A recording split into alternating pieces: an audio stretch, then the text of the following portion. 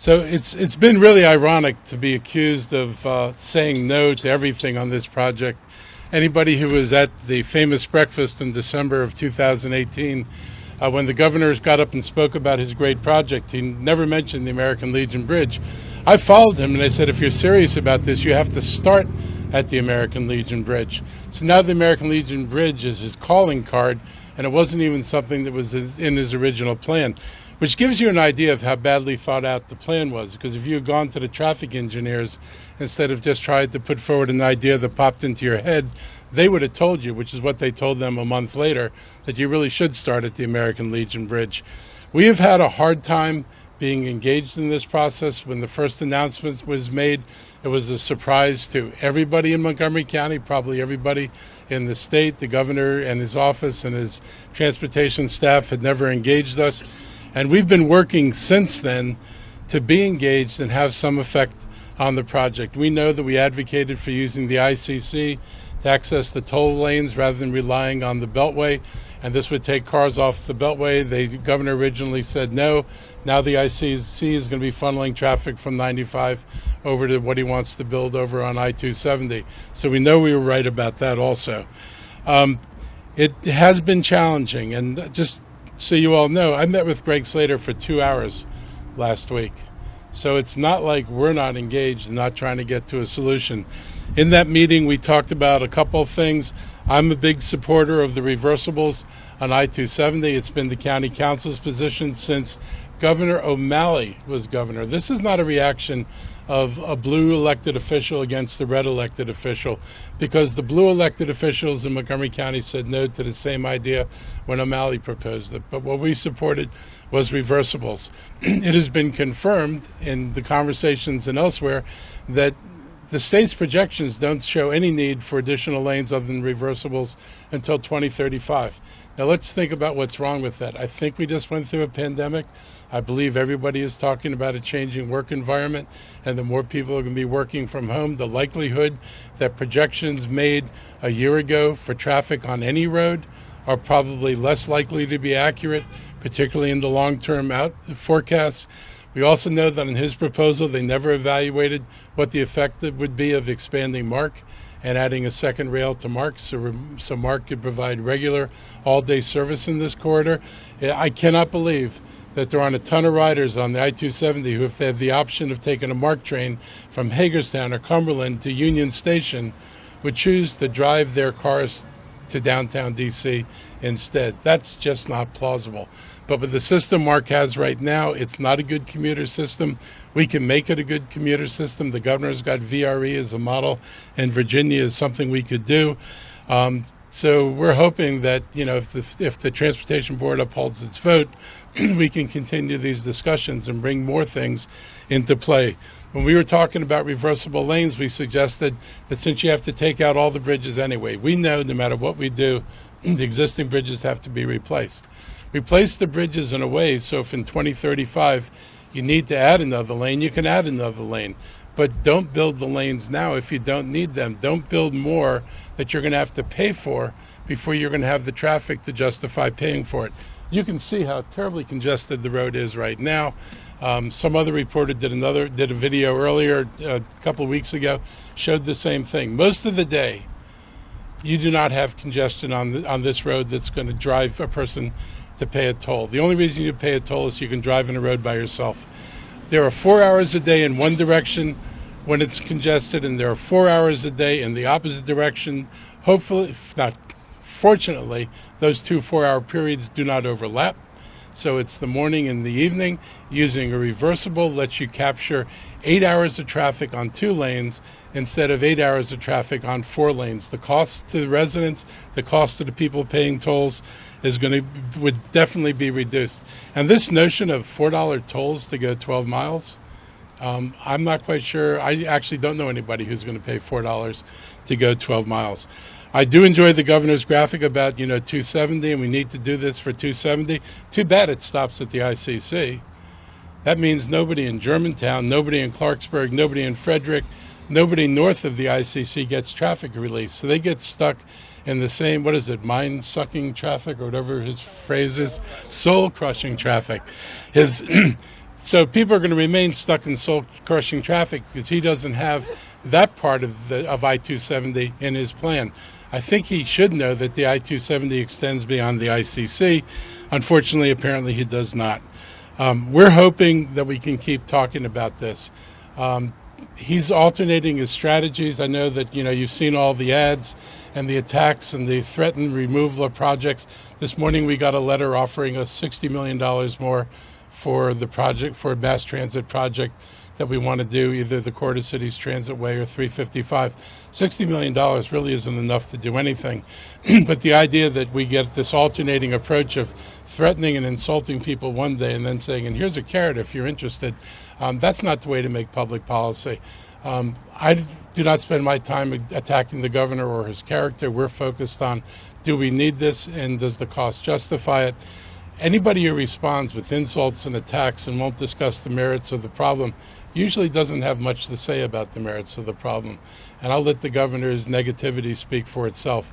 We still think we could get to an agreement.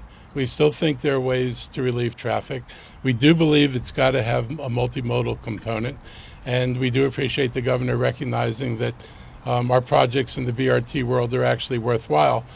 But we need that as part of a comprehensive solution. So I want to thank everybody who's been engaged in this, the Sierra Club and all the civic organizations.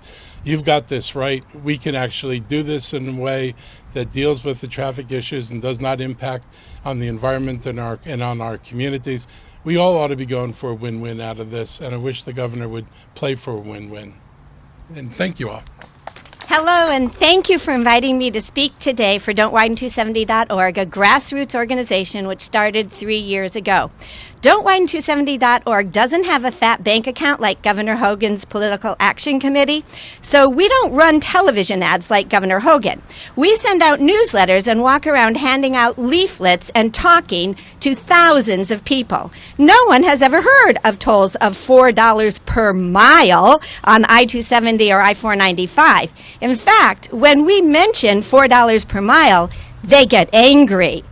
And yet, when the toll road opens, $4 per mile is actually less than the rate that the Maryland Department of Transportation wants to charge during peak congestion, which is when you might want to use the toll lanes.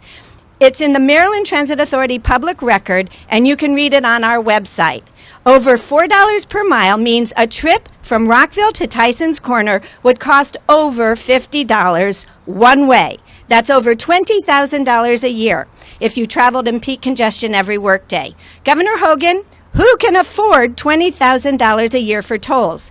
Governor Hogan has been running television ads, Facebook ads, and more, but he never mentions the $50 tolls. He never mentions that he will take away our HOV lanes, which are actually only HOV for 3 hours a day. They are general lanes 91% of the time and 100% of the time on weekends. And south of Wooten Parkway, there are currently 7 lanes on each side. He'll reduce it to 5. His plan will create congestion, not relieve it. Governor Hogan needs to tell the people the facts of his plan and then see who supports it. Another fact that most people don't know is that MDOT's design for the toll lanes makes it impossible to enter the toll lanes directly from the general lanes. They will be a separate highway running down the middle of I-270 and 495. This is unlike Virginia, where you can transition from general lanes directly into the toll lanes. This means that if you're in the general lanes and all of a sudden the traffic slows, the only way to switch into the toll lanes is to exit the highway and drive through local roads until you find an entrance to the toll road. Now, imagine what the local roads would look like if everyone decided to do that all at once. Gridlock. Why would Governor Hogan do that to us? Our brave elected leaders who have been demonized in Governor Hogan's ads are actually heroes. We thank them. They are courageous. They have studied Governor Hogan's plan and found it alarming. They have much better ideas which will relieve congestion, are fair to all, will help achieve our greenhouse gas reduction goals, will handle future growth, and will cost much less than this monstrous toll road plan. Governor Hogan's plan would yield the opposite of all that good. We implore the public to seek out the facts of this soul-crushing project, and we implore the Transportation Planning Board to keep it out of Visualize 2045. Thank you. I'm very proud to stand with my constituents and with activists from around the state, around the region. Before I start, I just want to recognize two people who have been leaders on this issue from the beginning and who are not on the public program. Rockville Council member Marc hosted the very first meeting and convened hundreds of Rockville residents. And he's not necessarily going to be able to stick around and add his words, but really he helped launch this whole effort, along with Delegate Marc Corman, who delegate from the district just south of us in Bethesda. He's been an extraordinary champion and has earned the ire of the governor, which is really disappointing. So for the record, I'm Cheryl Kagan, very proud to be the senator for Rockville and Gaithersburg. Traffic is a problem. We need solutions. But this isn't the right solution, it's not the right time, and we need to reconsider. The Transportation Planning Board, TPB, has already spoken out once. The governor and others have now stacked the deck. They have appointed new people to the Transportation Planning Board, and it is possible or even likely that the vote will be reversed tomorrow, which will then put the decision in the hands of our comptroller, Peter Franchot, when the Board of Public Works votes. I want to share with you my concerns, and I will tell you from personal experience, as I testified last week before the Maryland Transportation Authority, that tolls by Transurban are exorbitant and unaffordable for virtually any of us. I was in rush hour driving to Northern Virginia to speak at a national 911 conference. And I saw signs and was freaking out because I was fearful that I was going to end up in the wrong lane. And indeed, I got a charge on my Easy Pass for $67. And I assure you that the salary of a senator makes that completely unaffordable. So there are several things I want to flag. Bottom line, we need data. How on earth can we justify spending billions of taxpayer money and then taxpayer dollars and then assessing tolls that are going to be unaffordable to virtually anyone while we don't have the environmental impact statement, we don't understand how it's going to destroy our environment and our neighborhoods? One. Two, we do not yet know the impact of the coronavirus on commuting patterns. I know of almost no one who plans to get back in their car 5 days a week, Monday through Friday, during rush hour, and commute to an office, down county or downtown. Virtually every employer that I've heard about is saying, work from home 2 days a week or 3 days a week. So why are we talking about expanding a road to solve a problem when we don't know the size of the problem? We need to do those studies. Third, the toll rates are crazy and there isn't enough accountability. They start out sounding kind of small, but they can ramp up over the years in a way that will lead to the sort of tolls that I ended up paying in Virginia. The governor tried throwing a bone today by offering $60 million in mass transit. To me, that shows desperation, that shows a bit of a Hail Mary, and that's a little bit of tossing a bone to the opponents. What is $60 million going to buy? How can we thoughtfully spend taxpayer money? Devil's in the details. I think we need more information and a better plan. And finally, Joe Biden and Kamala Harris are pushing forward an infrastructure plan. There are going to be countless billions of dollars available to the states. Why would we spend from our general fund or our capital fund when there may be federal funds that are available to us that might mitigate our need to assess tolls on our constituents? Bottom line, I think we need more data. We should wait. We do this prudently. This should not be a hurry up and get it done so that Governor Hogan has some legacy when he leaves office. Let's do it right. Let's solve the problems. Let's not just throw money and rip off our constituents. Thank you. My name is Barbara Sofel, and I'm co-chair of Citizens Against Beltway Expansion. Governor Hogan threatens to defund transportation projects in the region to pay for work on the American Legion Bridge. But the governor has been called out for these empty threats and his bullying tactics. The truth is that the governor has not actually provided funding for these projects in his transportation budget this year or for the next 5 years. We should not fall for the governor's fake threats.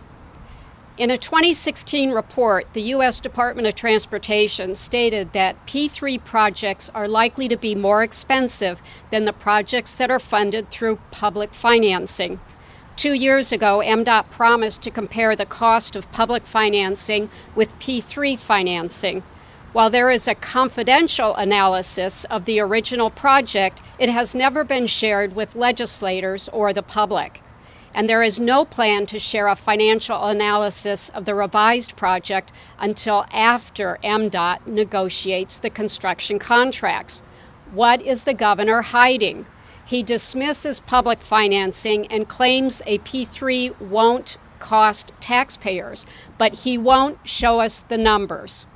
The State Treasurer's Office recently released its review of the pre-development agreement with Transurban. The Treasurer's Office cautioned that there are significant uncertainties around the costs, risks, and ultimate benefits of the P3 agreement. We should heed this warning. Thank you. Vocal and consistent. Those are terms that I kind of like. Not far left, as was said to me, said about me. And I just want to say, as the mayor of the city of Rockville, I thank you all for being here in one of the 9 neighborhoods that will be directly impacted if this road project goes through. Behind us is a sound wall that the city has been working for over 20 years to get built high enough and long enough to help block the sound of the existing 270 from the neighborhood here. One day, driving north on 270, I watched a tire come off a truck, go over the median, through the local lanes, and over this wall down into the parking lot. The only thing I could think about was, oh dear God, what if there are children standing in line at Carmen's waiting for their ice cream? Seriously, it scared the bejuice out of me. This is a project in need of a plan. This is an opportunity for us to do the right thing. I wrote some remarks today. They are very similar to what else has been said so far. The most important thing is the bullying tactic. I've sat on the Transportation Planning Board for almost 11 years, and I was chair for a year. That's what you get when you stick around long enough. And I will tell you, we have tried, those of us who are locally elected leaders have tried to change the direction of the conversation with the Departments of Transportation. In the vote last month, it was very clear that Arlington and Alexandria and the District of Columbia understood the fear that Montgomery County and the city of Rockville have about the degradation that this plan will do. I myself have driven all over the country and know what P3s do. They leave a wake of burned up asphalt. They have failed in West Virginia, Illinois, Indiana, Texas. Suburban Maryland Transportation Authority, standing over to my left, would like us to think that this is a solution for our problem of congestion. It's not. The governor is right. In 2009, he said, and I quote, I'm sorry, it's the wrong quote. Tolls are regressive tax hikes in disguise. He's correct. The tolls that are planned for I-270 between 370 and the American Legion Bridge are the closest thing we have to a classist system coming back to this area. They will not make the average person get to their job on time. Sunday, my husband and I drove from southern Georgia back to Washington for a couple meetings. The toll roads from Charlottesville to Washington, D.C. were empty.